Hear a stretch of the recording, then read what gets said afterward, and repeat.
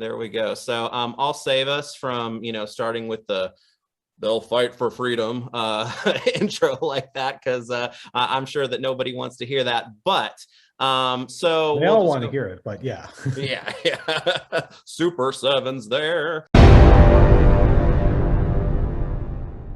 10 Hut, everyone, and welcome back to another edition of the FwooshCast times Super 7 Ultimates. And today, if knowing is half the battle, we're about ready to get a whole lot of knowledge dumped on us, because we're thrilled to have Super 7's own Brian Flynn back with us. And this time we are going to talk about the hot off the presses announcement of your guys' brand new product lines featuring GIJoe. So Brian, welcome back and thanks for joining us. Oh, thanks for having me, Nick. Yeah, I'm super excited and I'm glad we can finally share all this GIJoe stuff that we've been working on for so long with everybody. It feels like it's been forever. Well, I'm glad you kind of framed it that way, because, there have been some teases and hints about this along the way. And, I think it's gotten everybody excited and speculating just what it was going to be. But you mentioned, a lot of stuff that you've been working on. So Joe's a big deal. It's one of the biggest,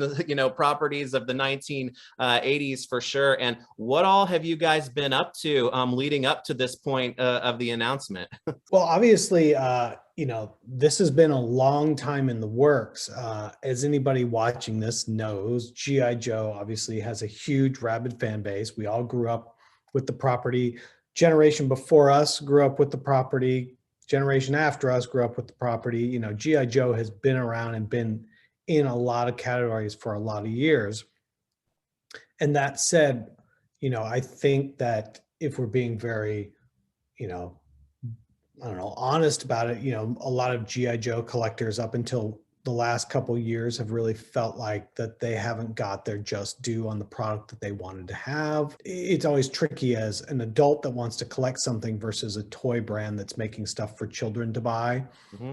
And it's been a line that just has been more or less inaccessible for years and years and years to any other company, because Hasbro owns it. Right. And they're a toy company. Right. They make the GIJoe toys. So convincing Hasbro to let us get in there and play with GIJoe was something we've been trying to do for a long, long time. And it was a very slow, sort of methodical process. We started with Super Cyborgs a while back. I mean, it took us a long time just to get to Super Cyborg.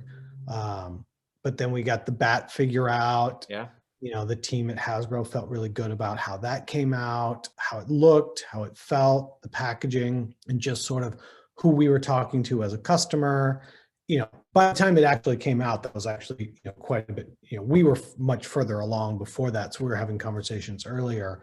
And so it was a ways back that we were like, okay, hey, we really want to get into making Ultimates and ReAction figures and extending it on the collector side. And, there's a lot of work that goes into not just making product, but making sure product lines up with, company initiatives, marketing initiatives, media initiatives, everything else. Obviously, there's a Snake Eyes movie imminent that was supposed to come out last year. Yeah.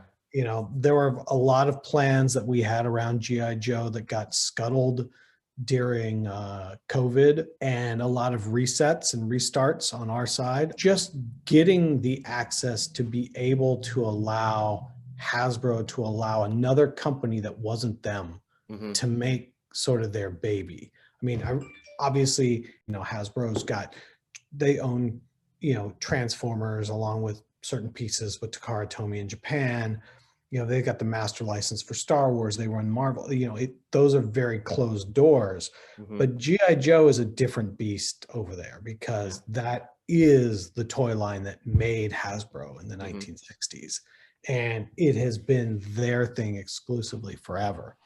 So it was a lot of work to really convince them that we had a distinct point of view that was different from what they were doing, that was complementary to what they were doing, and wouldn't take away from what they were doing. And I have to give a lot of credit to multiple people over at Hasbro for being advocates for us Mhm. in what we were doing, and realizing that there was a bigger place for G.I. Joe. And you're starting to see that come true. But the scale at which we're trying to bring G.I. Joe into the collector world, and it's, I mean scale, like we're not talking about, hey, we're making a couple fun figures. This is going to be going on for years and years. Yeah. Like it's getting to come in and make true collectors lines around G.I. Joe that are meant for collectors. And I think that is a very unique opportunity for us and for everybody else. I want to talk about all the different expressions, but since I'm selfish, I want to start with Ultimates, because that's kind of, that's kind of our bread and butter as far as that goes. But you mentioned about doing something that is differently expressive for this, and upon seeing this first wave of Ultimates, I mean, to me, these are cartoon accurate G.I. Joe figures that have never been done before. Yeah, and then that's really one of the things, obviously, as anybody that's following us has seen here lately, a lot of what we've done with a lot of the toy lines that we've come back with is like, I want to make, the version I wanted as a kid, but also like, I want that thing that looked like on screen, or I want the thing that looked, specific, a certain different way. Because if we're talking about the 80s, the toys and the media or the comics or whatever don't always line up, because they were developed at different times. And we really wanted to go back and say, okay, we believe, not only for ourselves, but outside, that there's a huge market for having stuff that was cartoon accurate, simply because with the cartoon, originally they developed the toys, then they retooled them for how they would look on screen, and then co-developed some of it, but there's never really been an accurate, I mean, I guess we're rehashing the same thing. Yeah, there's never really been a full-blown accurate to the cartoon toy line. And we're like, this seems to be like a huge thing that I know that I want, that I think other people will want as well. It's something that has not been done yet, but it also does a good job of kind of following the footprint that Ultimates has already established with some of the other properties that you have, even Hasbro properties like Transformers, but also Thundercats and Silverhawks being based off of the cartoons. So every time you guys announce a new license that is brought into the Ultimates expression, you gain more visibility to maybe fan bases that haven't experienced, the Ultimates line as a whole, or kind of the way that you approach things. So it kind of in abstract, how would you describe kind of the philosophy and the approach that you're taking overall to this line, aside from obviously being, cartoon accurate figures? I think in general with the Ultimates, our line, the point of view of the line really is to give you, within reason, the most accurate version of that character. And a lot of times when we're talking about things that are cartoon accurate, there's a reductive philosophy in sculpting and detail that's a little tricky to find that balance, where you're not turning it into Bruce Timm animated series, right, but you're not also like sculpting every single hair, which you can get away with these days, and really trying to find that middle ground where it actually looks like it could have walked off screen. Moreover, when we talk about what the Ultimates are, we're also sort of building a world of them. So if I make G.I. Joe, you can stand that G.I. Joe figure next to your Silverhawks figure, and next to your Thundercats figure, and next to your Turtles figure, and next to your Transformers or Masters of the Universe back in the day or whatever. And they will all fit. They will all seamlessly sort of live together. And that's sort of a really interesting sort of push and pull there as well.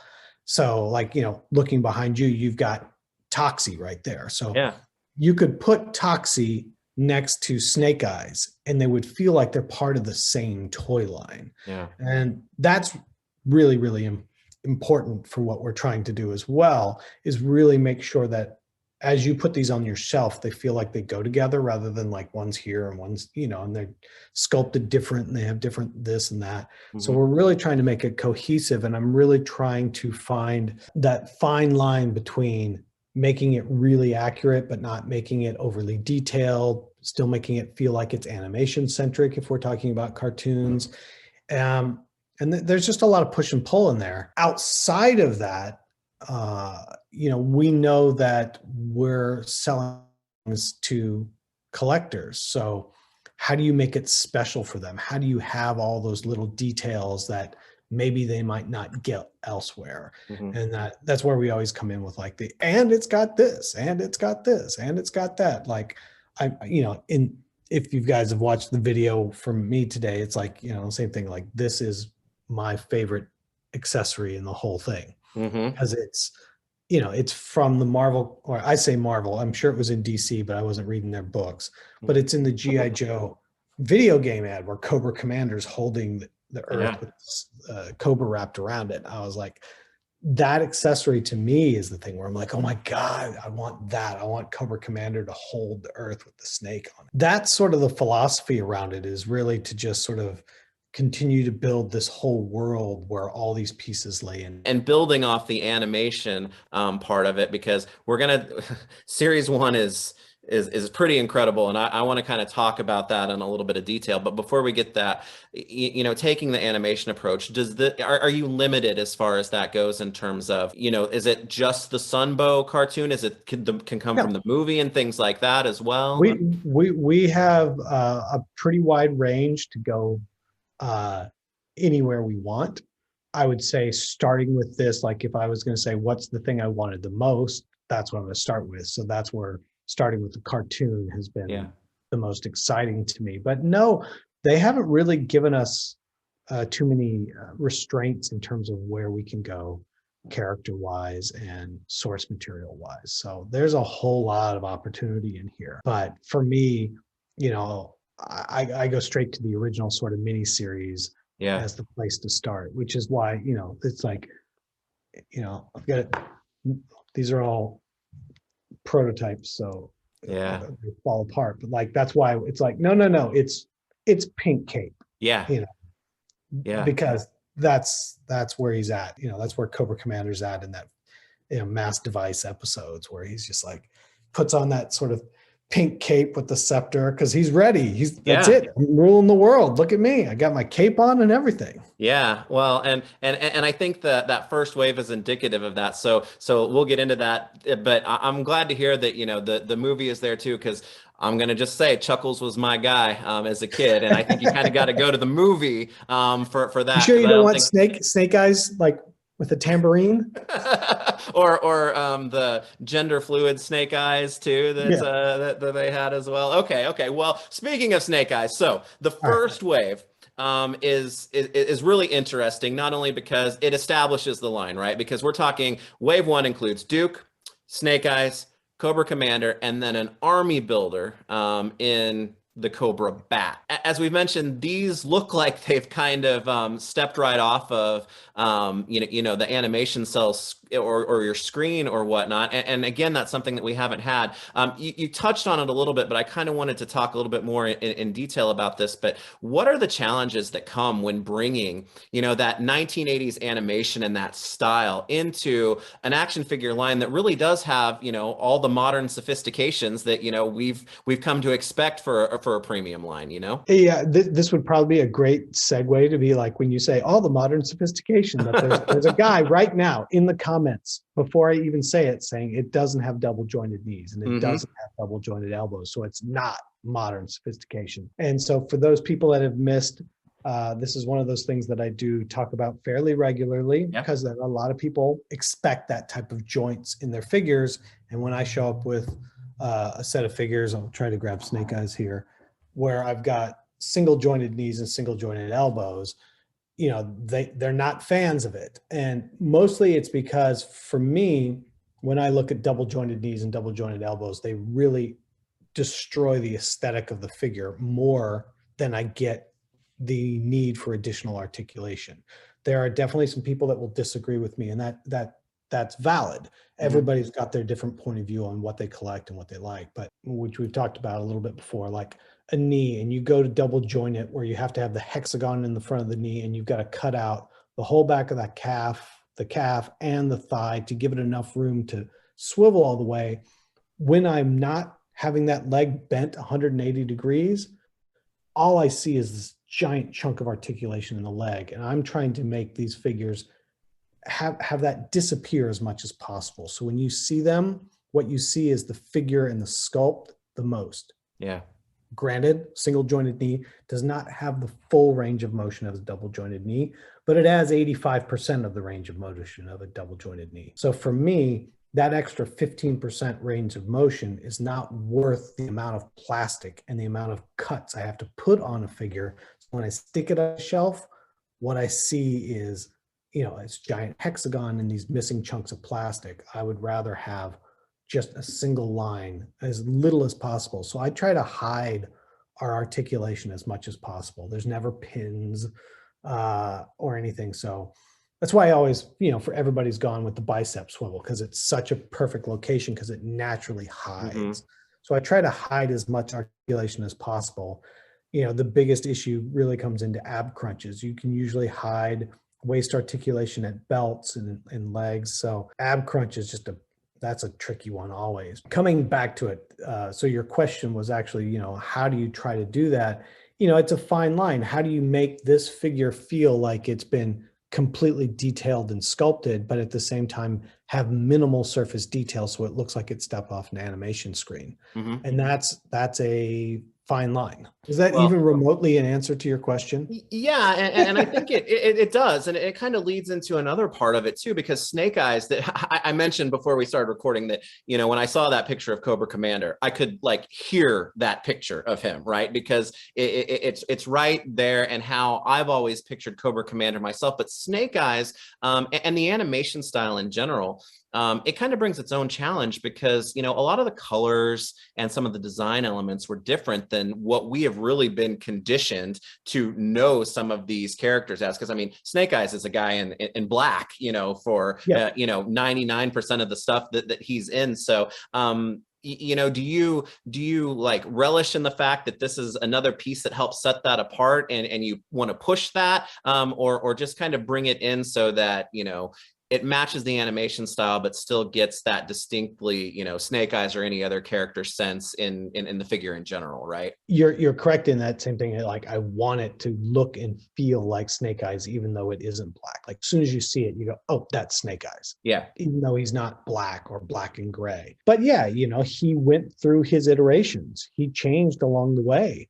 And I don't have a really great version of Snake Eyes in blue with the purple, pockets and everything. We spent a lot of time looking at little nerdy things like the black on the cuff of his suit, because it's not navy, it's black on the cuff, and the collar is black. Yeah. Where everything else is navy. And then, you've got the skin tone hands.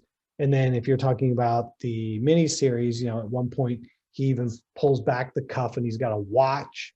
Yeah. What do we do with the watch, and how do we deal with that?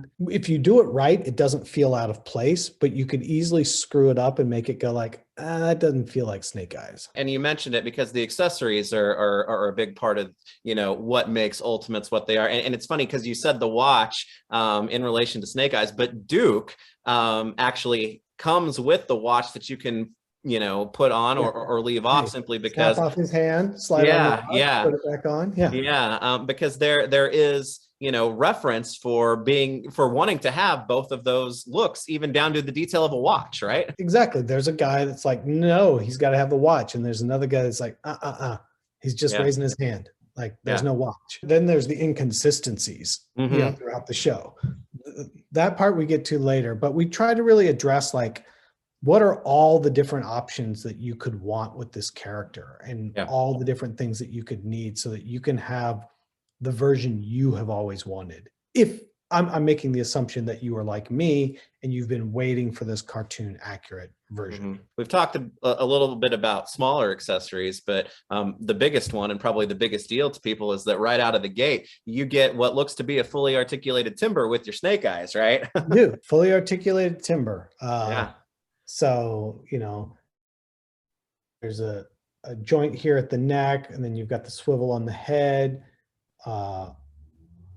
I'm blanking on my leg portions here, but you've got the upper leg, you've got a bend at what would be our elbow, but not his, a bend at the paw.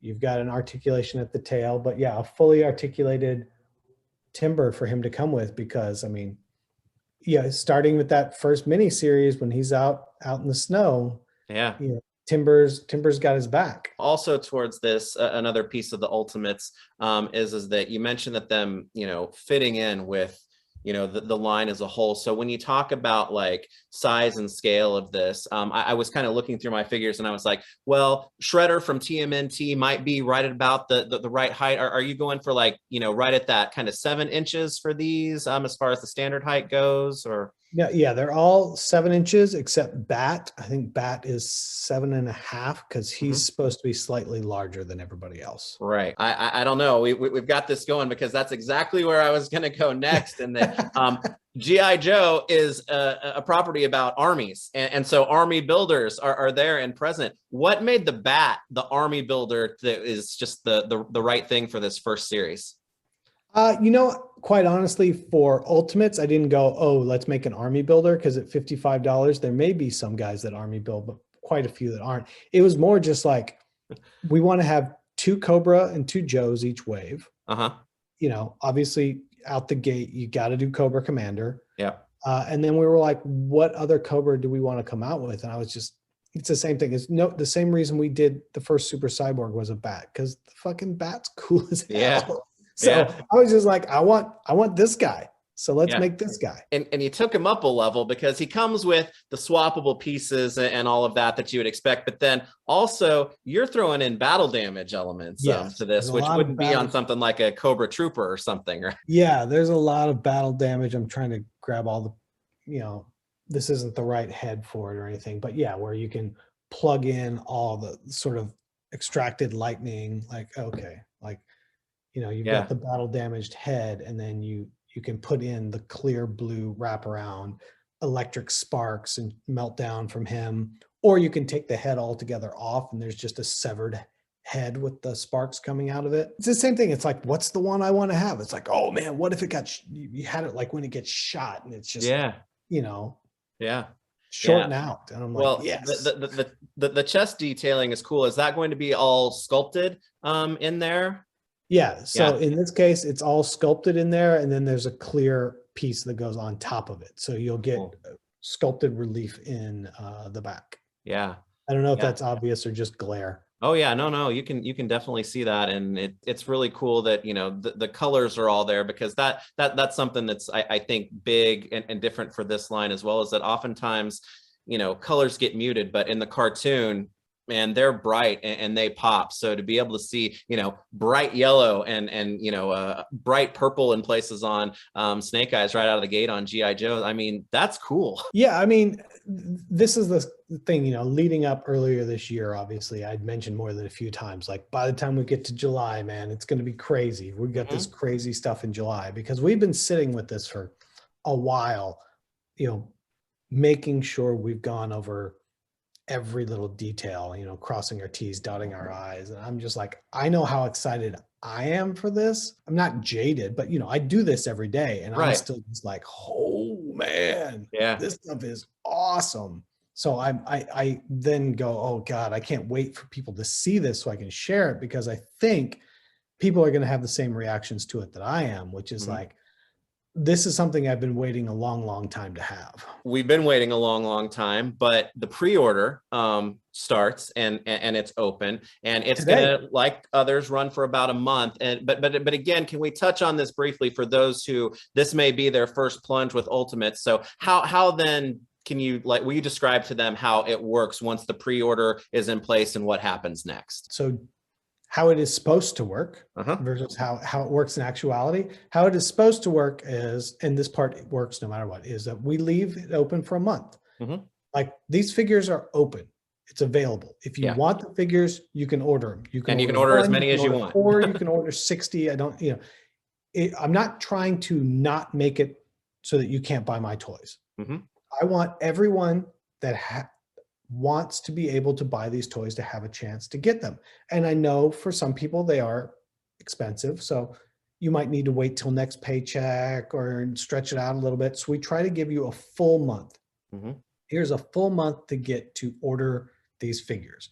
And at the end of the month, I take whatever is ordered, and that's the number I order at the factory. Now, typically speaking, that is when we start production at the factory. That's when we cut steel, we move through the whole prototyping, engineering, execution, manufacturing, and shipping process. That is supposed to take about 8 months. In some lines that we have, it takes 8 to 9 months, pretty much like clockwork, like Turtles. Like Turtles Wave 3 is about to ship. We've got Turtles like clockwork. There's other lines that we've had that have become problematic and have taken upwards of a year sometimes to get out.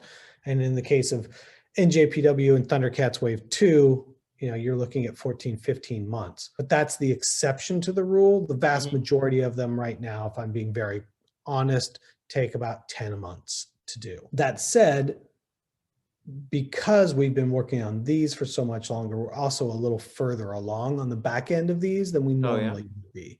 So these are already at the factory. They're already being tooled, like they're going. Wow. So ideally, we're delivering these things in about eight-ish months. Wow. That said, I believe when we posted up pre-order today, it probably says 12 months just to be safe.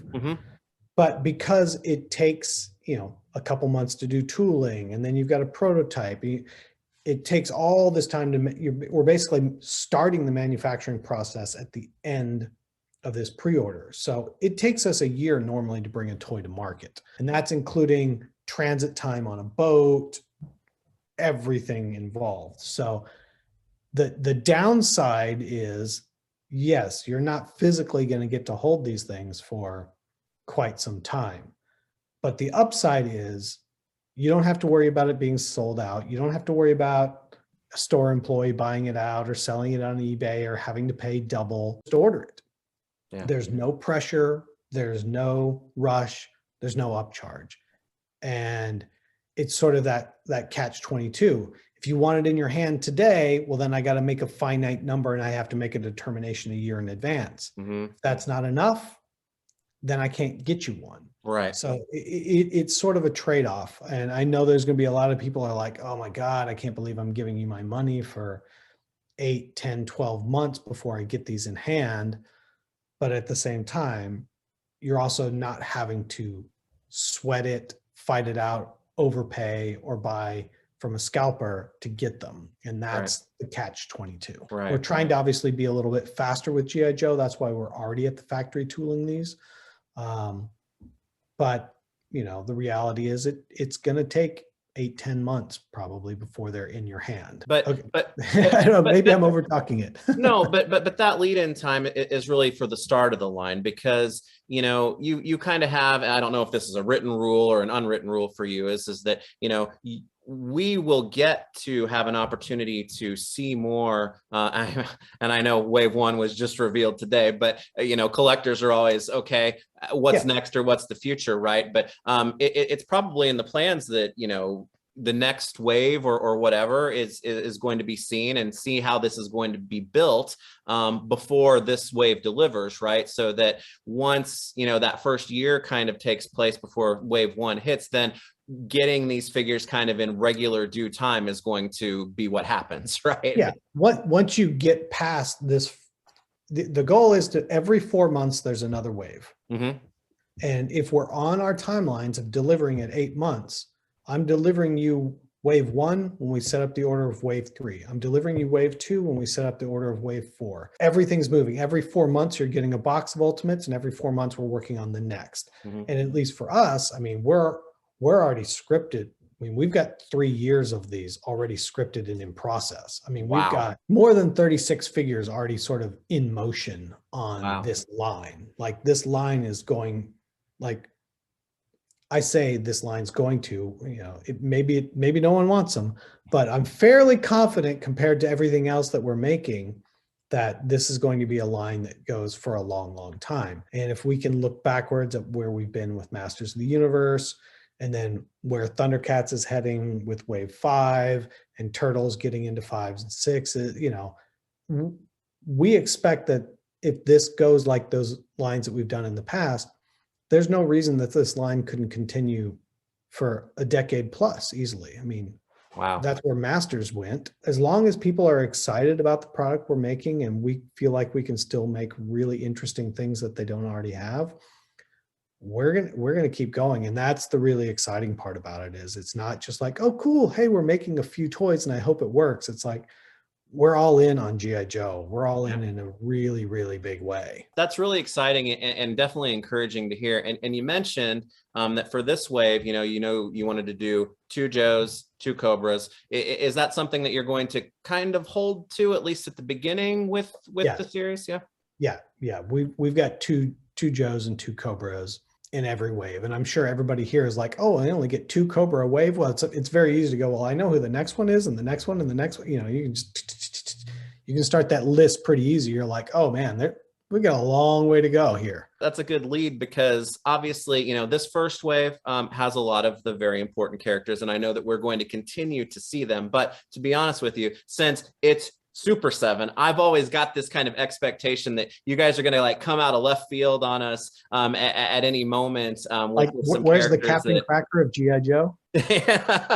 Everybody's a fan of somebody, right? So and there were a lot of characters that pulled there, so I'm just excited to be surprised too. So I'm positive that you guys are going to be having those sprinkled in along the way as well. Yeah, I don't want to make a line that's just Cobra Commander, Snake Eyes, Destro, and Baroness and call it a day. I want to get into a lot of the more cutty stuff, which is, I think, hopefully what people even see in the first wave of ReAction. I mean, I'm not trying to make your transition for you. We can finish up with Ultimates, but it's the same thing. Like, I don't think anybody was expecting Quinn to be in wave 1. I started having some of these characters that I really didn't have the way I wanted them before. Like, and Quinn is a perfect example of that. Let's talk about that, because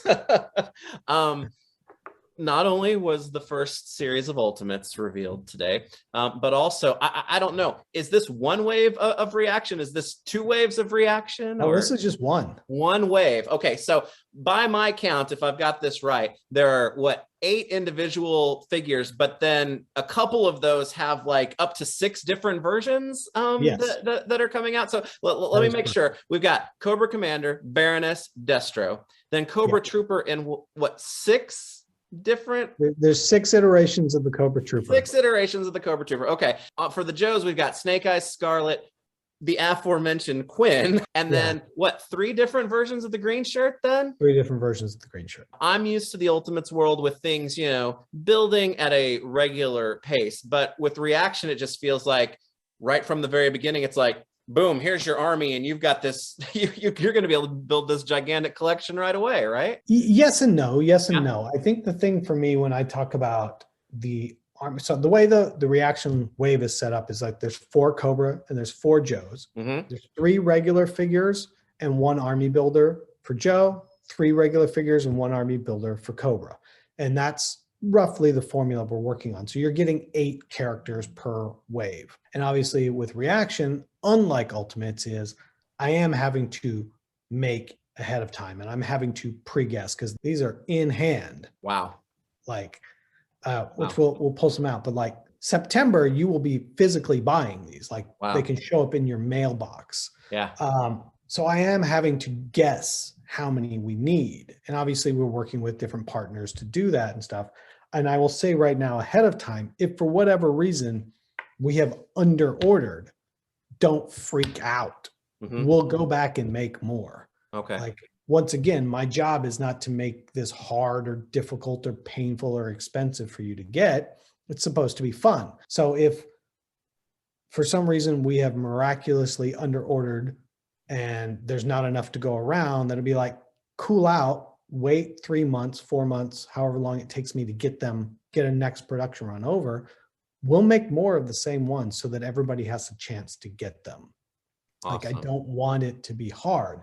And at the same time, if we are talking about something like army builders, which I will grab the green shirts, it's not that I'm trying to make you buy 3 green shirts. Right. There are some guys that do, but it's like, you need a green shirt hasn't been made. Like, we've never had a green shirt, a true green shirt. So it's like, okay, cool. But the reality is, if you are that army builder guy, there's a built-in variant for you. And if you just happen to be a guy that might not look like this guy, there's a guy that looks like you, because if you had an army, you'd have a bunch of different skin tones in your army. And I'm not trying to play some big role on that. It's just very matter of fact to me. It's very surprising that this didn't exist in some capacity. And so when we talked about it, we're just like, the army builders, they should feel like they came out of, I don't know, the real world a little bit more. Right.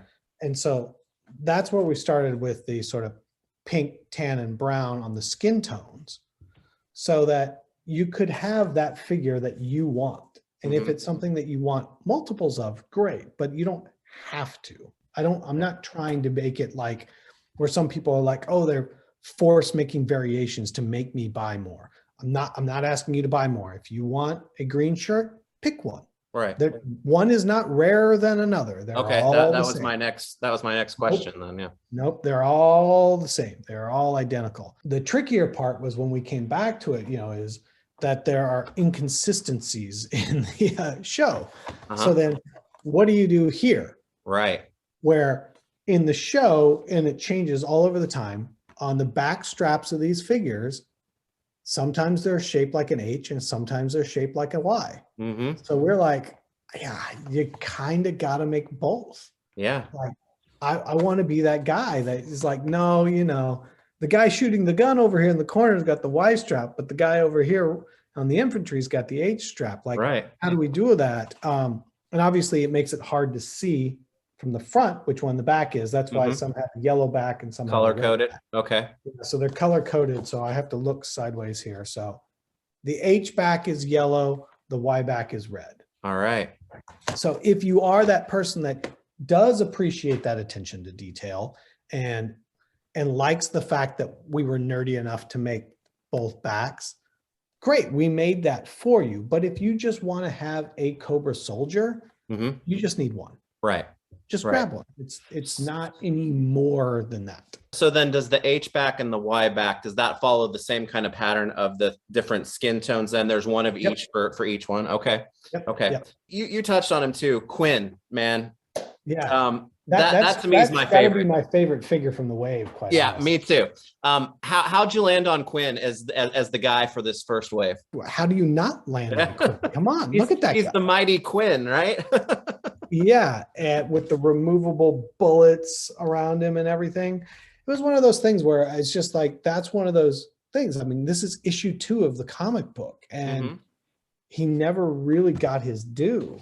So we're like, all right, where can we get? I mean, we kind of have to get a couple of the heavy hitters in here, right? But we've also got to make room to show you, I guess, for a lot of the people that aren't familiar with us, like where we're planning on going, which is into all the nooks and crannies of this line. We're going to make all those characters that never really got their shine. And like Ultimates, ReAction is kind of built with being able to build a universe that's larger than any single property, right? With a consistent style and scale all throughout, right? Yes, completely.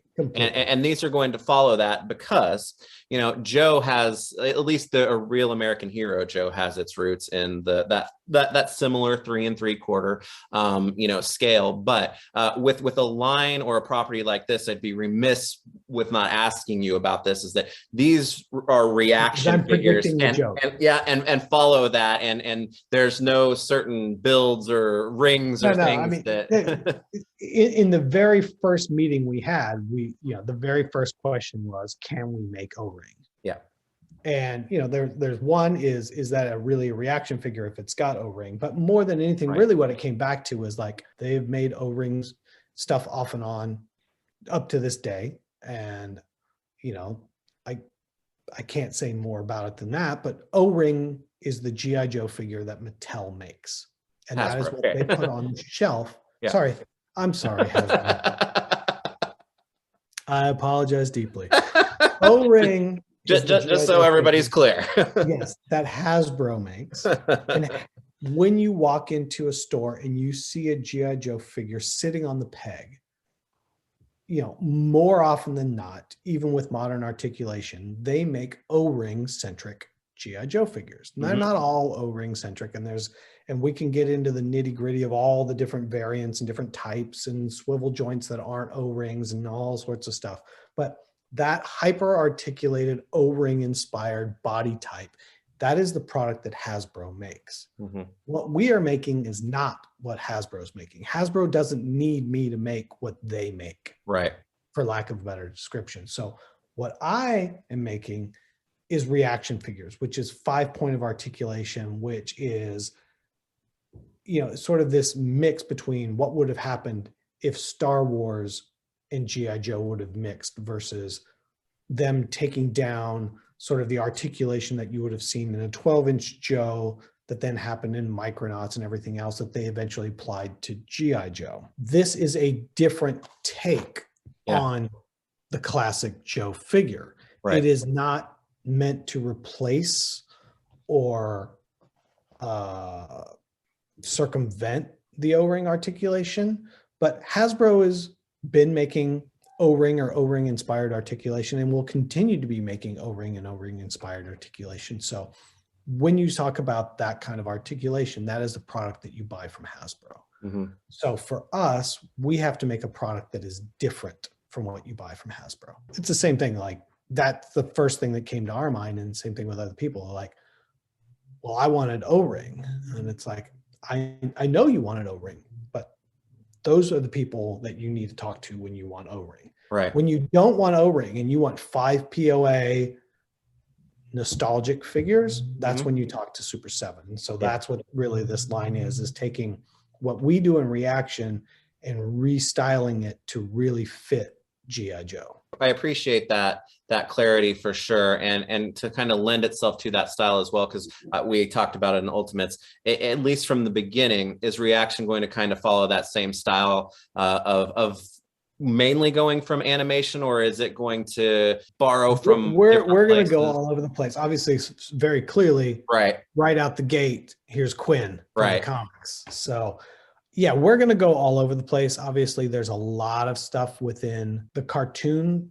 That's where we're starting from. There's a lot of little things like, how just handling the stars on her gloves and the little white band or off gray band that went across the top of her gloves. That was like, drove me crazy as a kid that, wasn't reflected in the toy the way I would like to have seen it. There's just a lot of little things that, we're trying to do. Like, this Baroness, like the original Baroness in blue, it's, yes, technically it got made eventually, but it never really got made the way I thought I would like to have seen it. And I'm not trying to disparage anybody, because somebody's going to forward this to somebody and get mad that I'm not trying to disparage anything, but it's like, this is the original Baroness, not black, not gray, not midnight navy. Like, this is the first Baroness with you got to have the green tinted glasses. I mean, we talked about everything. I even talked about Major Juanita Hooper, so you never know where we're going to end up. That's awesome. And, talking about getting, certain characters in their original or what you've always wanted, or talking about, your favorites that you have in these initial offerings, and like Quinn and the Bat and whatnot. But for Brian Flynn, I mean, who's your G.I. Joe character? If you were forced to pick one, who's your guy? I mean, I hate to sound really cliche, but as a kid, I think like everybody else, you were like Snake Eyes. Yeah. And all black. Like, how cool is this guy? Yeah. So, as a kid, because it was driven more by the toy, not the animation, it was Snake Eyes. I'm trying to think if I'm talking about cartoons. I think there's a lot of really deep cut stuff that's super interesting that I think we're going to start getting to very quickly in ReAction. Obviously, the difference between ReAction and Ultimates is it's a much more affordable price point. And is it faster moving too in terms of production? It's very much faster moving. So, you know, while we're talking about this today, you know, I've already got samples of wave 2 and wave 3 in hand, like, you know, and it's much easier to get in on convention exclusive type stuff or special event exclusive stuff or anything else like, and there's a whole lot of really fun and unexpected things that we're doing in that line that I think people are going to get really excited about. And either they're going to be into it or they're not, but that line's going to get robust real quick. Yeah. Because they're fun and inexpensive. Right. And that's the whole point is like, I want to make all these goofy side characters that you never would have thought could have got made. Like even wave 2 has all sorts of stuff that's like, oh, you guys are going there? Wow. Yeah. Okay. Well, not that we're getting ahead of ourselves. I can't. At this point, right? But you know, you mentioned, you know, exclusives and things like that. I mean, is you know, if we get back to a point where we have conventions again and even stores, because, you know, you use partners for, you know, various like repaints or different editions of things. Is that something that we're going to come to expect from Joe too? Yeah, there's definitely going to be some.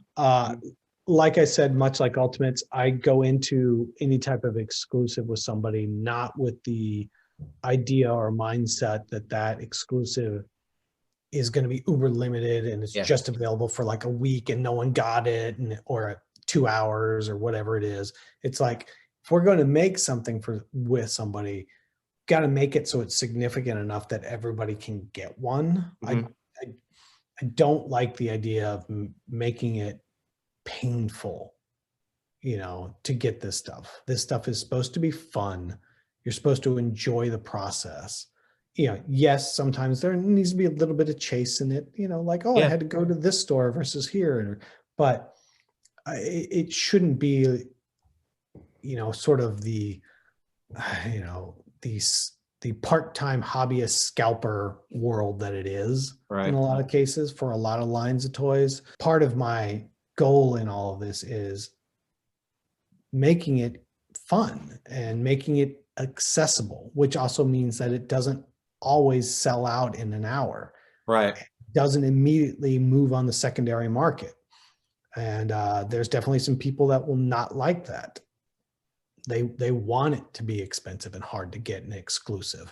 I'm not one of those guys. So I just want to make it and share it with people. And that's the exciting part for me. I can't control the secondary market or what people are interested in. If it magically becomes valuable at some point, great. But if it doesn't, also just fine. My goal is, if you paid $18 for this Quinn, it's always worth $18. There's never a time when it's only worth 10 or 12. Right. But if it's all of a sudden this Quinn is $300, then we need to make more Quins. Yeah. Because it shouldn't be $300. Yeah.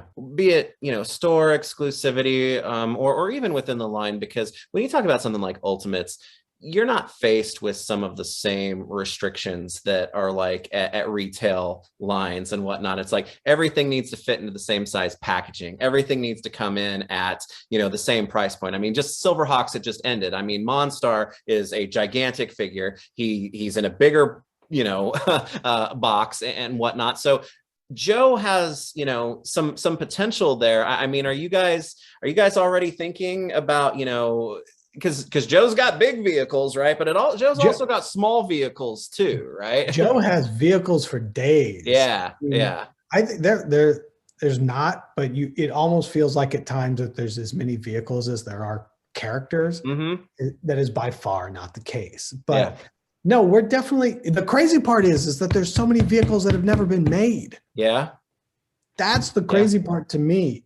and I'm going to say this because it would be ridiculous because I don't even know how we would pull it off. But like, if you're talking about the first miniseries and the big Cobra ship that's shaped like a snake comes across in the front, you're just like, oh man. But then, you know, that thing would have to be scaled with Ultimates. It would have to be like the size of a garage, you know.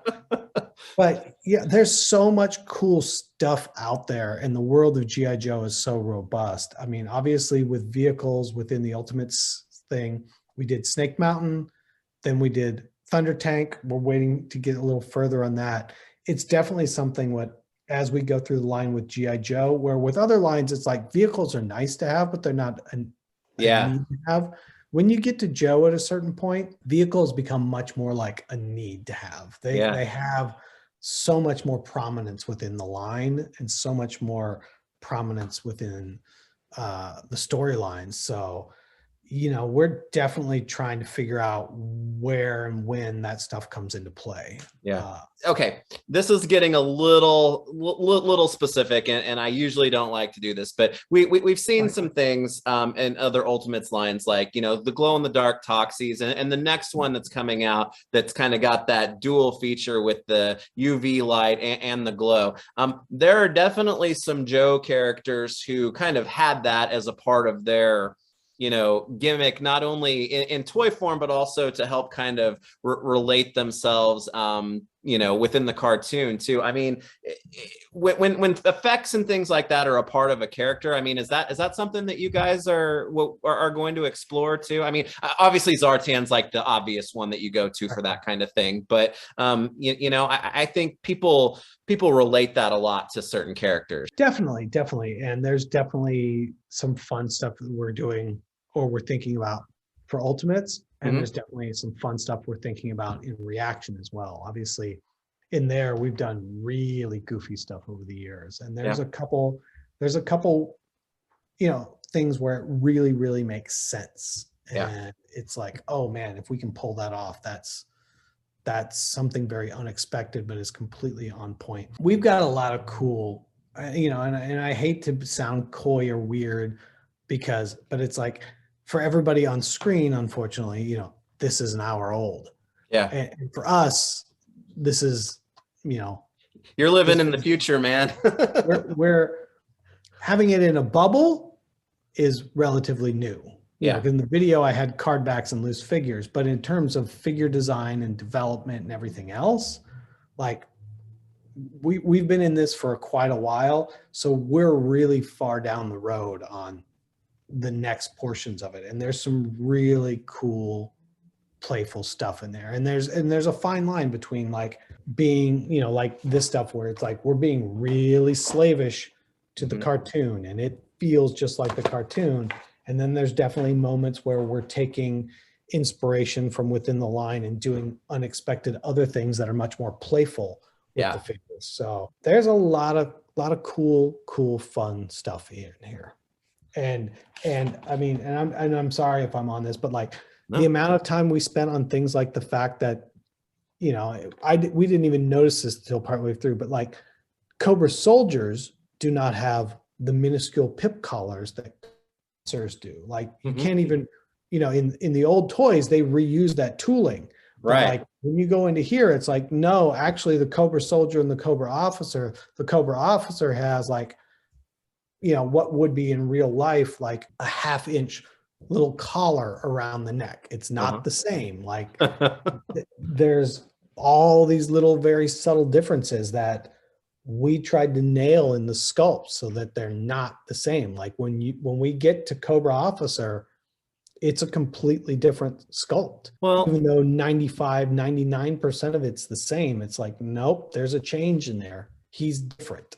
Well, it's cliche, but the devil is in the details, right? And when you have a property like this with a very dedicated, long-standing, and, you know, oftentimes rabid fan base. It's those little details that you know, are important. So when I look at things like some of the accessories that are packed with the Ultimates, or you know, those fine detailings that you know you talk about with costume differences, I mean, that's really a big part of executing kind of along the lines of what you're trying to do, right? And having that attention is really, to me, one of the things that sets these things apart from all the rest. Yeah, I mean, the amount of time talking about whether or not Cobra Commander's, you know, undershirt, if you will, goes underneath, up his neck underneath, or if it stops halfway, and which version of it is it, the light blue, the medium blue, is it the black, which version stops where, what are the shapes on the collar? Are they the diamonds? Are they the squares? Like, it's inconsistency in the animation, it's evolution of the character along the way, but there's a lot of like little things to check off along the way. And I don't know, that's also what's fun to me about it. It's like, oh, okay, like, you know, he's gonna, you know, like the same thing with the Ultimate, like, you know, we have to make this head because that's the toy. Yeah. Because the toy doesn't have the silver stripe on the head. And in almost all cases never did. And you're like, how did they not put the stripe on the head? You've got to have both heads then. I got to have the stripe and no stripe. Well, you know, and that's the great thing, because you got guys like me who are just like, holy shit, it's a pink cape, you know. Exactly. But then there are definitely those that will be out there keeping you honest on that type of thing too, right? But that's okay. That's okay. The fine line is always, you know, at what point is it your opinion versus fact? Because a lot of these times the facts are actually contradictory to each other. Right. But yeah, there's, I don't know, I'm looking off screen because I'm looking at the toys clearly. Yeah. And just, you know, stuff like this. I'm so excited for this stupid purple backpack. Yeah. Ooh, and it's shiny. You know, like, this is going to be so much fun. Yeah. Like, these are the kind of things where I'm just like, they haven't really done the jetpack. Yeah. Let's do the jetpack. Well, and pulling the jetpack up is cool, because obviously you know, you had your video, but you know, your press pictures and whatnot, those are renders, correct, of the figures. Are you guys going to be giving some updates as far as, you know, photography of prototype types of things as we go on, or are you feeling pretty good about things are translating over pretty directly? Things are translating over pretty well. Obviously, these are prototypes. I'm saying this because this is the problem you run into with prototypes, right? Yeah. Yeah. You know, is that they're not built. These are built to show you what they look like. Right. They're not built to function. And as we get into test shots and everything else, we will. But the problem always is when you photograph outputs and castings and paintings, there's a certain level of, you're kind of limited to here and here, well, right? You glue them into place, and that's kind of all you get. Yeah. And then even then, a lot of the tolerances aren't tight enough between joints and everything. And so it becomes this sort of catch-22. With the renderings, we can get it to look much more like the actual thing, but it's still very obvious that it's not a physical rounded form. Right. And so how the light is bending around it is always, you know, we put the light over here and over here. It's like, well, it doesn't really bend the way real light does. Yeah. So it's always this sort of catch-22, but I feel very good about where everything is landed. Yeah. And, you know, and it's hard to say to somebody that doesn't have a bunch of other toys, where a lot of times people get hung up on a piece of photograph where there's something in the, it's like, when this figure shows up, you'll be stoked. Like, yeah, it will be everything you've ever wanted it to be. This definitely, to me, you know, because of what these figures are, especially for me personally, with Ultimates and being based off of the cartoons. Again, you know, we've said it, this hasn't been done before, but as we've got series 1 out here of this, you know, pretty substantial license announcement from you guys, what is it overall that you want to, you know, just kind of express, maybe, you know, kind of in the parting, that this is what GI Joe times Super 7 is going to mean for the future and for Ultimates and for ReAction too? Well, I think one of those things that people always, at least maybe they used to come back to us with, is like, well, I'm not sure if I'm going to get into this line. I don't know how long it's going to last or where they're going to go. You know, with this line, like getting it approved, I mean, we went in with a huge game plan that covered years and years worth of product. And, you know, this is why, this is how everything builds and stacks onto each other to get to the next level and how everything functions together. Like, for me, this is the single biggest commitment we've ever made to a license. Yeah. Across everything we've ever done in the 20 years of Super 7. We have never committed to a license at this scale. And, you know, we're making super cyborgs already. People have seen that. There's several more coming, some really cool ones that are really unexpected, I think. We've got ReAction figures. We've got Ultimates. We're going to start doing more apparel. There's a whole bunch of other stuff, you know, we've done in the past. We've done some of the glassware, different things where it's like, our plan is to really be in, it sounds weird to say, but like in the GIJoe business. Like, we're not just making a couple figures and hoping to sell those to you. We're trying to do everything around GIJoe. We're trying to, you know, I'm saying this without any specifics or no idea if it will ever come to fruition the way we talk about it, but like literally, like come 2022, you know, where is that GIJoe event? Where is that time that you can come together? For anybody that remembers back when we were really driving masters, you know, when we would have something like Skeletor's Lair, and it's like, oh, here's a rug made out of the Dungeon Lair sticker. It's right over there. Here we've got rugs. We've got, you know, we're making the world around this, and that's really how we're thinking about GIJoe. Is how do I make the world of GIJoe, not just the toys of GIJoe? Yeah. Now you've got me thinking about a rug of the earth with the snake wrapped around it. Cobra logo, welcome for your front door. There's no missing that iconography, right? Oh yeah, exactly. Bumper stickers, license plate holders, lighters. No, we're not doing that, but you know, you need to do a voice changer for Cobra Commander, right? And drive everybody's parents crazy. It's just, it's a mask with it in it. There you go. Yeah. See, Nick, that's $1 million just waiting to happen. Let's do it.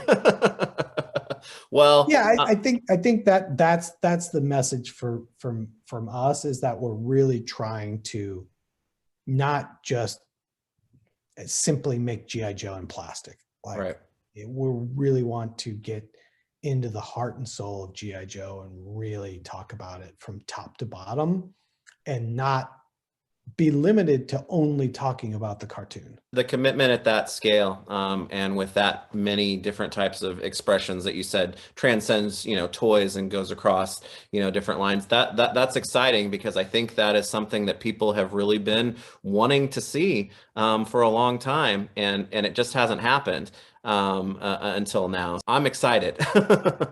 I'm beyond excited. I just, like I said, you know, I know there's going to be some 3 3/4 purists that won't buy our line because it's not O-ring. And to that person, I say, I understand, but I hope that you can find the joy in what these are, that these aren't trying to be and replace your O-ring figures. Yeah.